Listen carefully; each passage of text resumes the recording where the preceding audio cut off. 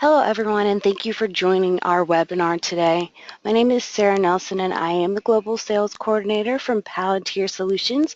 I'm located in the Houston office, but I have with me today our presenter, Zach Olischuk, and he is in our Calgary office. Today he will be doing a presentation on understanding options in field development plan and evaluation. A little information about Zach. He is a consultant at Palantir Solutions, focused primarily on providing clients with asset-level solutions and evaluations. He is currently pursuing a master's in petroleum engineering and holds a bachelor's degree in mechanical engineering from the University of Toronto. I would like to let you know this session is being recorded and we will do a short Q&A at the end. So if you have any questions, feel free to put it in the questions box. And if you're having any trouble hearing or seeing, go ahead and write us a comment in the chat box and we'll try to fix that for you. So without further ado, I'd like to turn the presentation over to Zach. All right. Hi, everyone. I'm Zach Olischuk, as Sarah said, and today I'm going to present a portion of the workflow I use to gain a better understanding of options and ultimately produce a more accurate and thorough evaluation of projects. The format of today's presentation will consist of a quick introduction to the problem of obtaining high-confidence analysis of options, an overview of the two schools of thought on how to deal with that problem, and finally, a presentation of the automated workflow that I use in my analyses. All right, so the problem isn't anything really new or revolutionary. As analysis moves towards greater levels of understanding or confidence, the cost of that analysis begins to balloon. This effect is the result of, a lot of things, including a limited capability to forecast accurately, increased overhead incurred as a result of managing the increased output of analysis, and an increased potential for errors as the volume of that analysis starts to increase. So how do we avoid this ballooning of costs as individuals and organizations strive for greater confidence in our projects?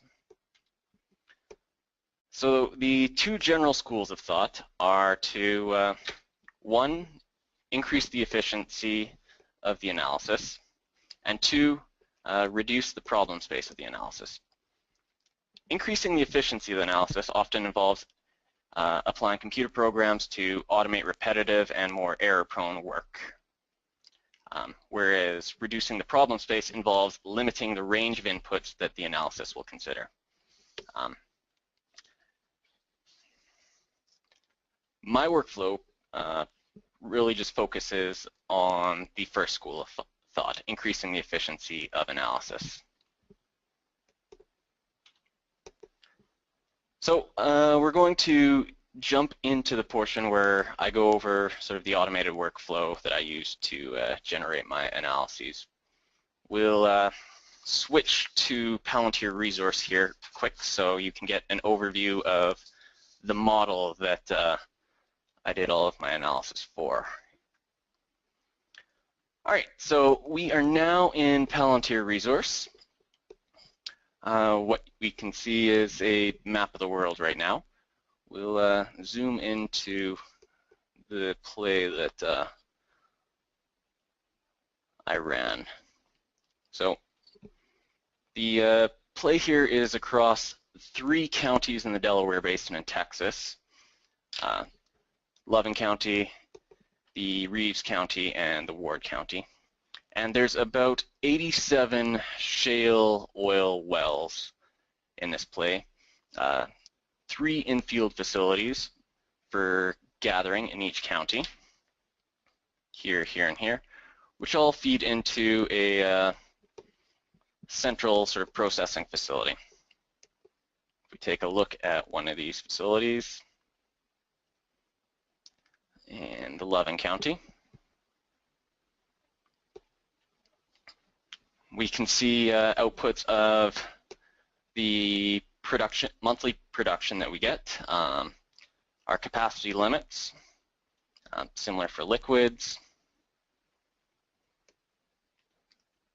and a sort of quick summary of what we're looking at. Just jump back to the gas chart here. So this bump in capacity is the result of a facility upgrade that I've elected to analyze here. Had we not chosen to analyze that, we can just turn it off.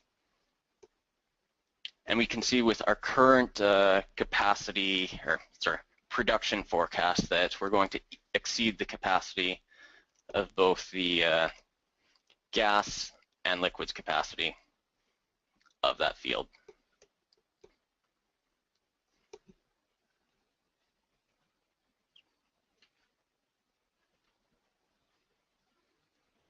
So in order to start to manage that capacity, we can start to reschedule some of these wells for a earlier or later date.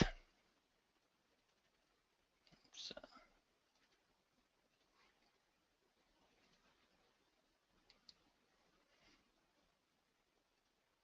and I'm not sure if anyone noticed, but we've moved the production from this first well over here. And we can keep doing that until we meet our capacity constraints. So what the problem with this is, it starts to get really time consuming. And then if we start to add in more constraints, so for example, if we have a specific number of rigs available at the time, or perhaps we only have a specific capital budget, you can see that this new well that I moved around now exceeds the capital budget of $20 million. The problem with this is that we move a lot of really small, make a lot of small scheduling changes that can eventually really conflict with a lot of different things going on. So what I've used PalantirRESOURCE for is I can actually automate this scheduling out. So what it does is it takes a look at all of these constraints that I have, things like drilling budget, number of rigs available, all of our capacity constraints, and it'll automatically build the best schedule that I need. So if we jump back here, we can see that we're no longer exceeding our development drilling budget. And if we go back to look at our Loving County facility, you can see that we're now operating within our capacity limits. So I've let the automation within Resource do the scheduling for me, and now I'm left to analyze sort of the decisions that it made. So I'm no longer scheduling a upgrade, and as a result, I've had to change my schedule a bit. So now that I can build these,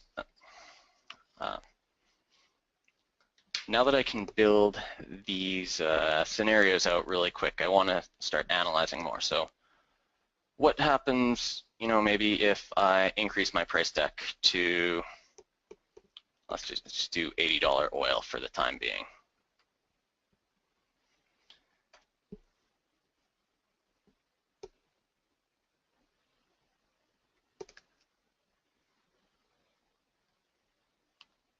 So not a lot. The schedule stays the same, but what would be expected is that my cash flows start to increase.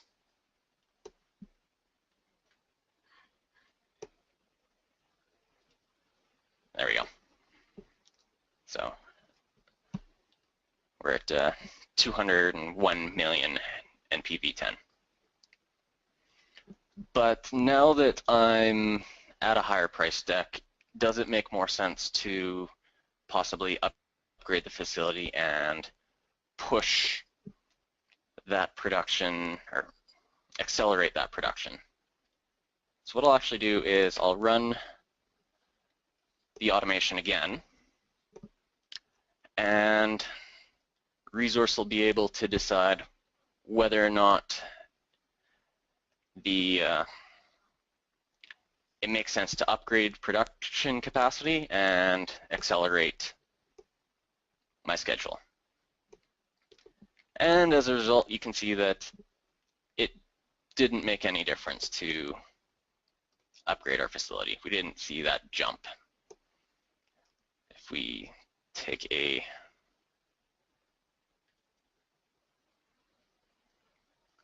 look back at our NPV,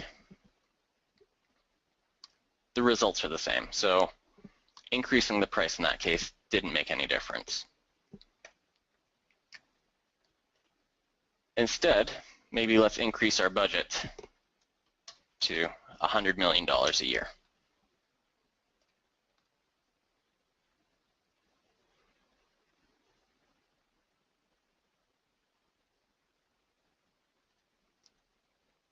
So we can rerun, and in less than a minute we'll have another scenario, this time where we have $100 million a year at our disposal.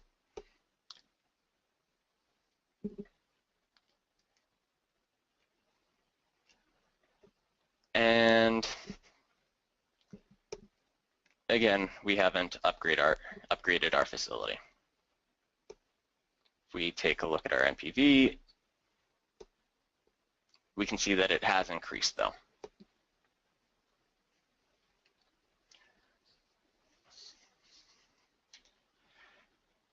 So now that I'm able to run more and more of these scenarios really quickly, I can start to ask more pointed and sophisticated questions about how the asset behaves under certain conditions.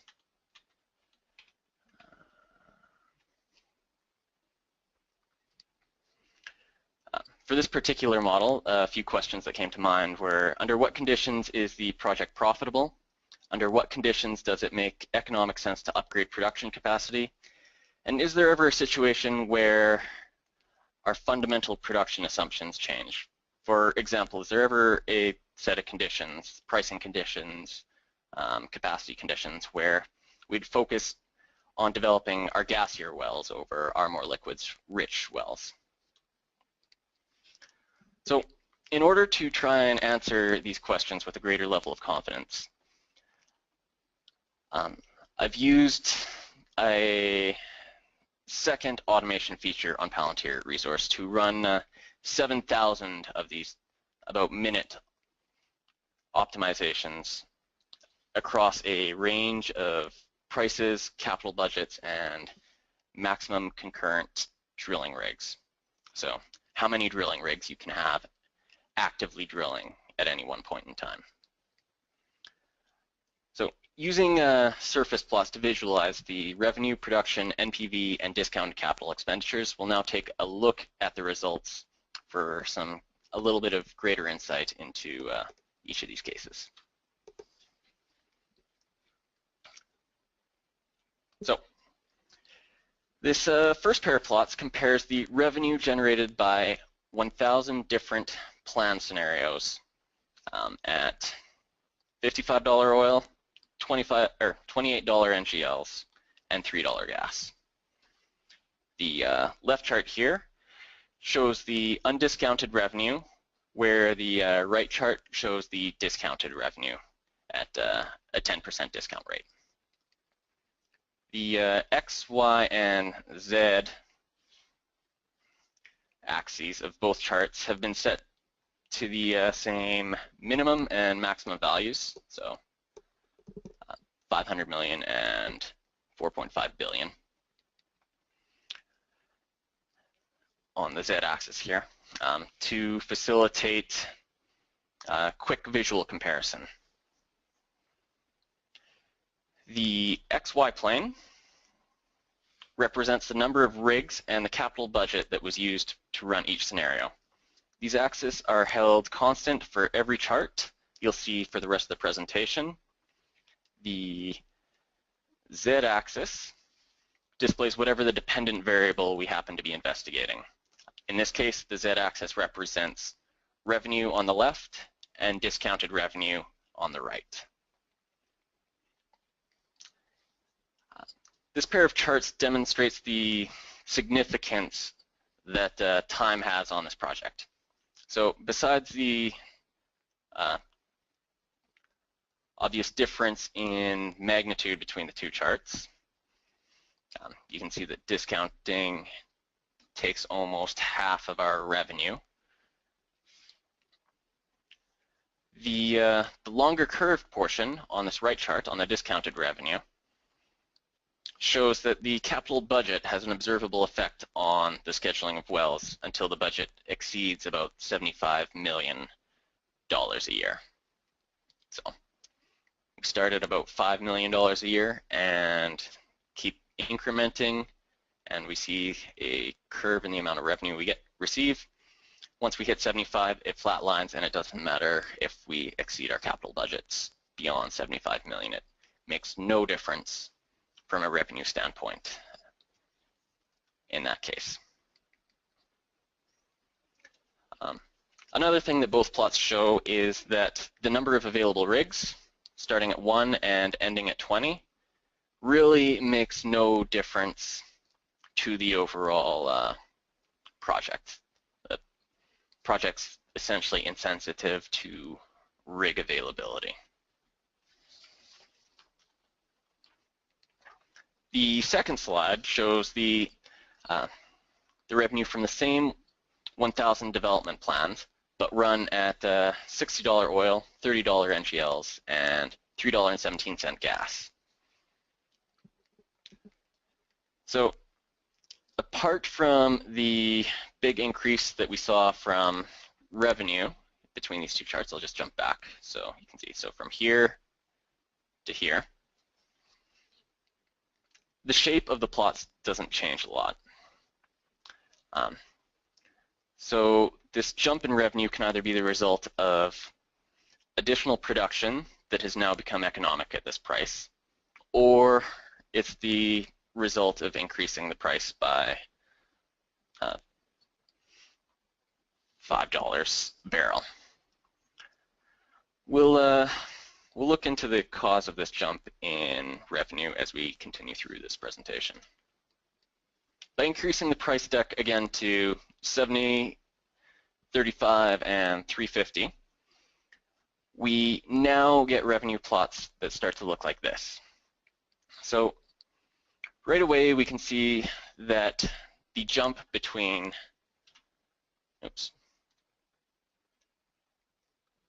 $60 oil and $70 oil is much less than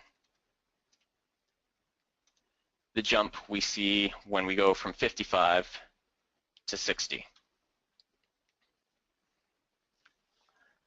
This observation lends support to the idea that the revenue jump from 55 to 60 is more likely production-driven than price-driven, since a $10 increase in price is actually responsible for a smaller jump in revenue. We also see the appearance of some distinctive high points on both charts. Again, this higher revenue can either be associated with a higher production or a higher price deck. If it were from the higher price deck, you would expect that these peaks would be consistent across the entire chart. So this really supports the stance that these points of higher revenue are the result of increased production as well. And we'll look more into these higher points of revenue as the webinar continues as well. Increasing the price deck again to 85, 43, and $4 gas changes the revenue plots to these.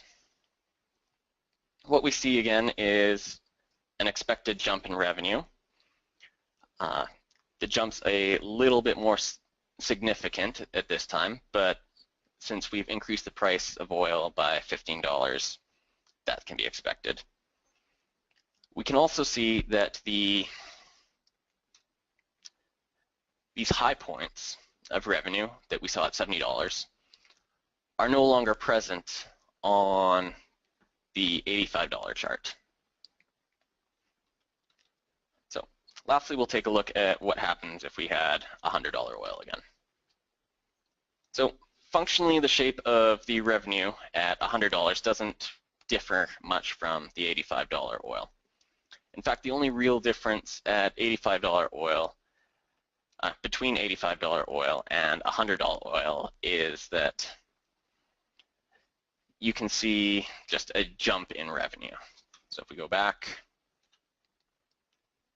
about that much of a jump in revenue is observable, and there's not much to go on beyond that. Now we'll take a look at production and corresponding liquids weighting.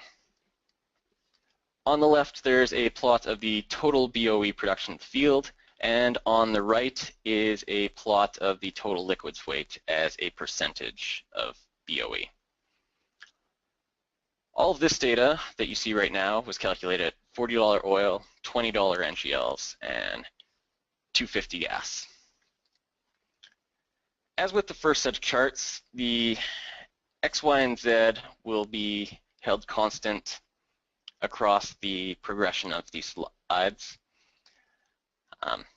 The XY plane is kept the exact same with our rigs available and our capital budget. In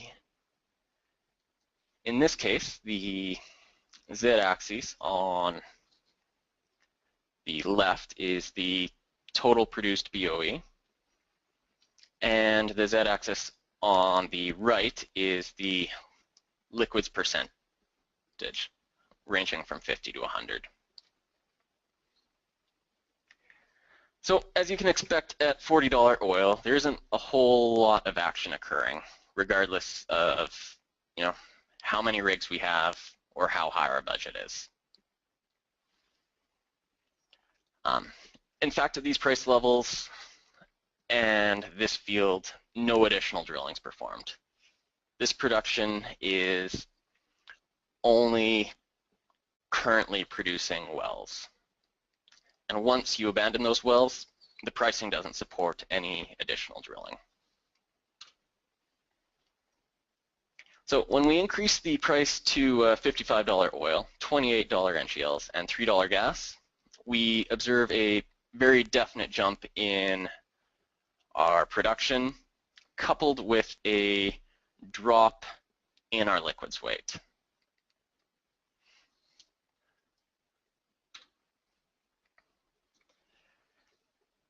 Increasing the price again to $60 oil, $30 NGLs, and $3.17 gas shows another significant jump in production.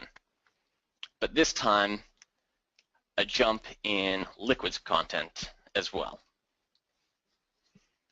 So what this seems to imply is that the lower $55 oil, there isn't the price support to produce more liquids formations. If we go back, oops. Once we hit $60 oil, the price now supports the cost of producing our more liquids-rich formations, and as a result, we see this next jump in production capacity, production. It's also worth noting that at this point, we've reached, so this plateau here, we've reached the limit of our unupgraded processing capacity. So any additional production would require the additional capital expenditures to upgrade the processing capacity available to the asset.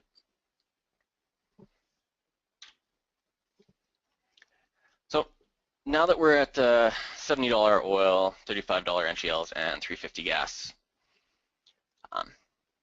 we don't see any real change in the liquids weighting, but we do see these bumps again. So If you recall from the $70 oil revenue plot, we had high points of revenue. Now we have the same high points, but in the production. So this essentially proves that our higher revenue at $70 oil is the result of increased production.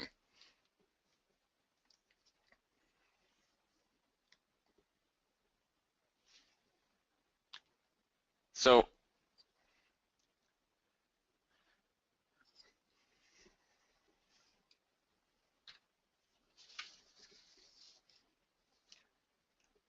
moving on to $85 oil, we can see that our production has again increased.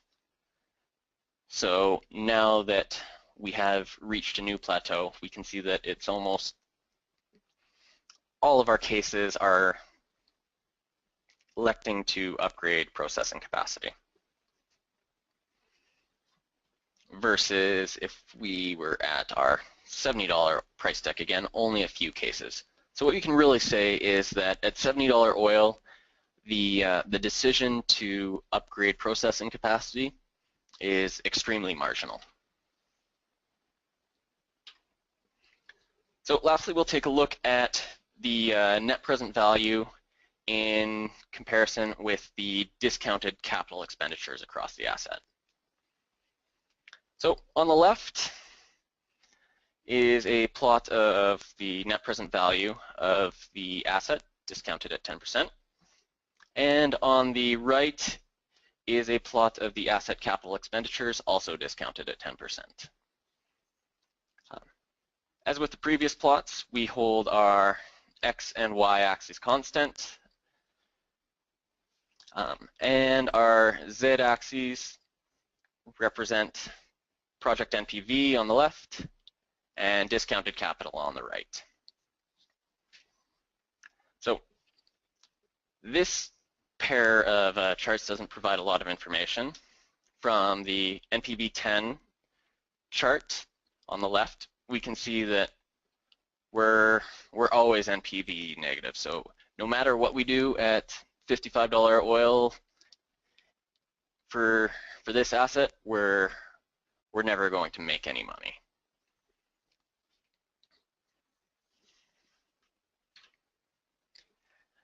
Now, if we do the same analysis at $60 oil, $30 NGLs, and $3.17 gas,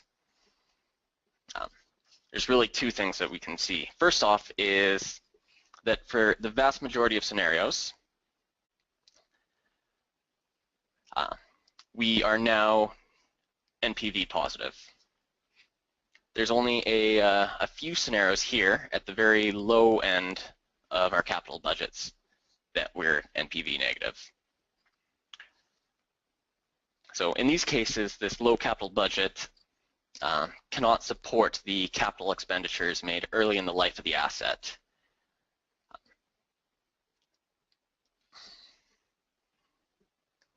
So what we really need to make sure in sort of these low price scenarios is that we have enough capital to make sure that we can support the rest of our asset over its lifetime. So the second observation is on the right, and that is that our capital expenditures have increased a substantial amount. So from here all the way up to here. And this increase in capital is the result of increased drilling. And if you recall from the $60 production plots, we had a substantial increase from our $55 oil to $60 production charts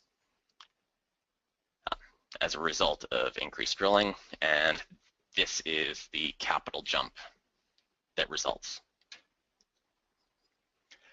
Jumping the price again to $75 oil, $35 NGLs, and $3.50 gas gives us these two plots. So as everyone expected, the both charts jumped up again. But what's really interesting is now we have a visual representation of just how marginal the economics regarding the upgrading of the processing capacity was. So if we recall from our production chart at $70 oil, we had, just jump back for a refresher, we had these high points here that were caused by increased capacity being made available due to an upgrade. We can see the capital that's associated with that increased production on the right here. But if we move over to the left chart, the NPV chart, essentially our value chart, we can see that on nowhere on the surface that the effects of this increased capital spending can really be discerned. Essentially saying there's no difference from a value standpoint, at least from a cash flow standpoint, whether or not we upgrade our facilities at $70 oil. Lastly, for anyone feeling a little nostalgic for $100 oil, I ran the same set of scenarios, but at $100 oil, $50 NGL, and $4.50 gas. And really, the only thing to say here is that the asset basically becomes a license to print money. The only mistakes that you can really make here are not providing a large enough capital budget to drill wells fast enough and not having the capacity to support your higher production. All right, so let's close things off by doing a quick comparison of this workflow and what it would have looked like had I tried to perform the same workflow manually. Just a reminder to everyone that all of this analysis consisted of 7,000 unique development plans. So 7,000 different schedules with the potential for different decisions in upgrading. There's a different decision in what capital budget I was given, a different decision on how many rigs I would have available to me, and it was done across a range of price decks. So using the automation, it took me just under 8 seconds to generate one development plan. Had I tried to do this manually, I would get at least, it would take about 10 minutes to just generate a development plan on my own. So this really works out to about 15 hours of total running time using the automation versus just under 1,200 man hours to perform the same 7,000 operations by hand. Besides the obvious difference in speed, the automation also runs without the need for supervision. In contrast, the manual method can only move forward when an individual person is physically present and running each case by hand. So what this means is that by utilizing automation, you basically finish all of your scenarios overnight. And that's what I did for this case. I started running it in the afternoon, and the next morning I came back and I had all of my data. Whereas manually, it'd take you about 29 weeks at a standard 40-hour week. So since 29 weeks of analysis is really out of the question for the vast majority of organizations, what typically happens is you run fewer scenarios. So instead of running a full spread of scenarios, sort of similar to what I did, an organization will settle for a smaller number of what they feel is the likely type of scenario. And from my experience, it's typically been on the order of tens. So the problem is that you're reducing your confidence in order to save on analysis costs. In a lot of cases, this isn't a problem, and in fact, it's the right decision, but in some cases, you neglect to run the pricing scenario where oil loses half of its value in 6 months. So as developments involve more and more geological, technical, and commercial uncertainty, having access to this extra certainty quickly can really make the difference between entering into a play knowingly well before your competitors and making a potentially catastrophic investment. Thanks for all your time.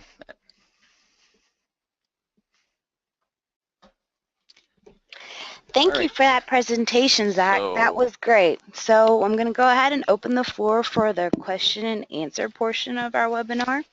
If you have any questions pertaining to today's webinar, feel free to write them into the questions tab. We do have one question already in there, so I'm going to read that to you, Zach.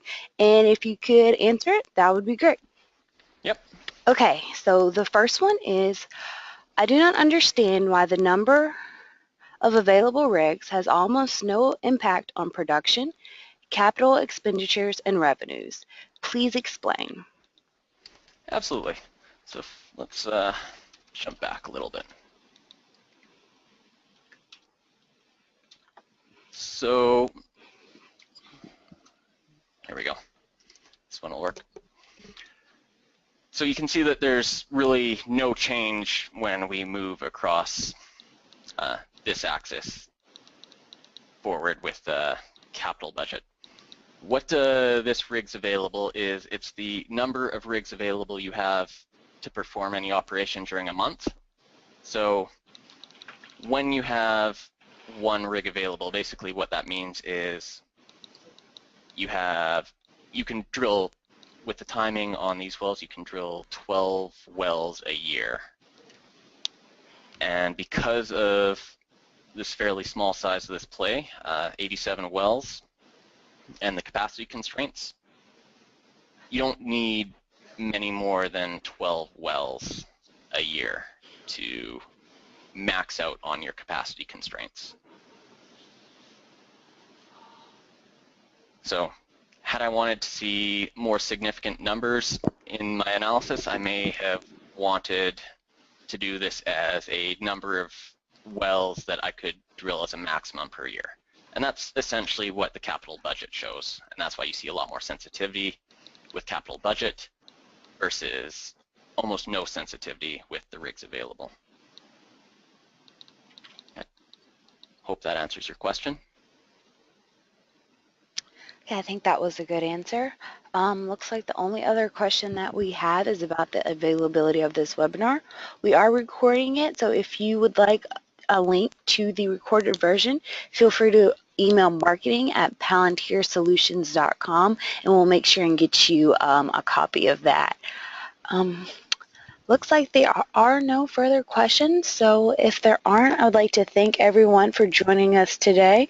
We will be sending out an invite to our next webinar shortly, so be looking for that. And again, if you have any further questions or comments, feel free to email marketing@PalantirSolutions.com. Thank you, everyone.